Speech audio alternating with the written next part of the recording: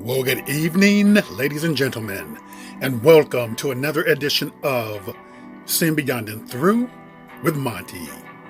Well, Judge Ketanji Brown is all smiles today because she has made history, becoming the first black female selected to the Supreme Court of the United States of America. I wanted to do a story on this, and I had this planned because once again, it proves a point in which I have been making over and over again. As you look at Ketanji Brown, what do you see physically? You see a very dark skinned black woman. In fact, she was much darker than the other two when it came down to three that President Biden selected from.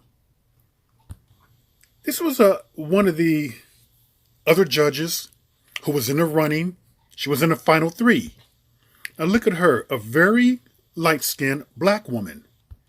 And here's the other one, a very light-skinned black woman who appears to me that she could possibly be biracial. However, who Biden chose to go with was that he chose to go with a very dark-skinned female, Ketanji Brown.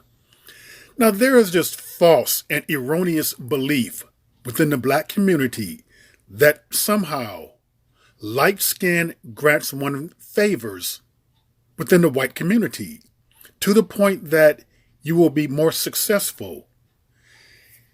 And I have been saying over and over and over again, someone who has been raised with white people, that they do not care about color. When they are racist, they do not care about color.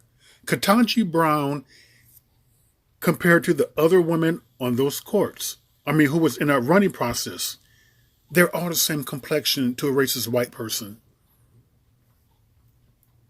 They don't see color the way that black people do.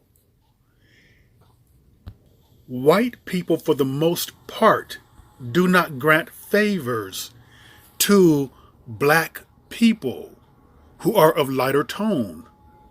The ones who shows favoritism towards black people who are of lighter tone tend to be members within the black community. Colorism is a caste system within the black community where lighter skinned black people are given preferential treatment and favors among their darker skinned counterparts. Is that so difficult to understand? Many people make the mistake of extending that to the white community, or they have this belief that within the past you had house slaves and field slaves. What they failed to understand was that those favors were granted in a divide and conquer manner. That's strictly what it was for, to divide and conquer, to have the lighter skinned blacks look upon them favorably so they wouldn't rise up in a rebellion and turn against them. That's all that was about. No, Biden knew that Ketanji Brown's complexion, by her being the darkest of the three, would not be a hindrance, that it would not be a disadvantage. He knew that. And apparently, the Senate Judiciary Committee and the committees before that are the people who voted, vast majority of them being white. It did not matter to the people, vast majority, overwhelmingly, like 99% who were white, who voted that she was not light. They did not care as to what some would say fair skin. They didn't look upon her as being anything different, primarily, than someone who's light brown, or dark as a black person. So that's the message in which I've been trying to say and convey. Now, why blacks continue to believe this crap, this nonsense, I don't really know. But I do know this. Many times, once a myth or mythology gets into a community, it becomes fact. And this type of lie is passed on. And what tends to happen is that it is a divide and conquer mechanism. This type of a belief.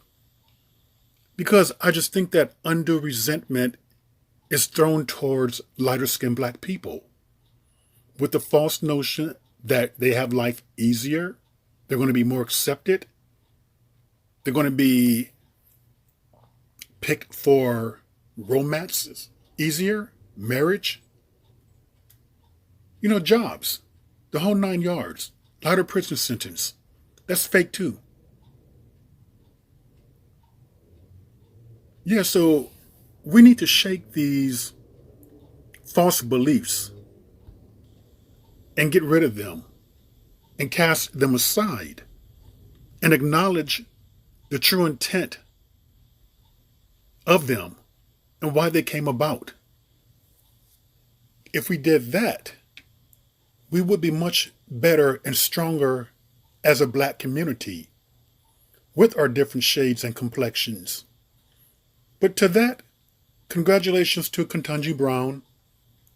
Hopefully she does a very good job. And that's another edition of Stand Beyond and Through with Monty. And I will see you all beyond and through.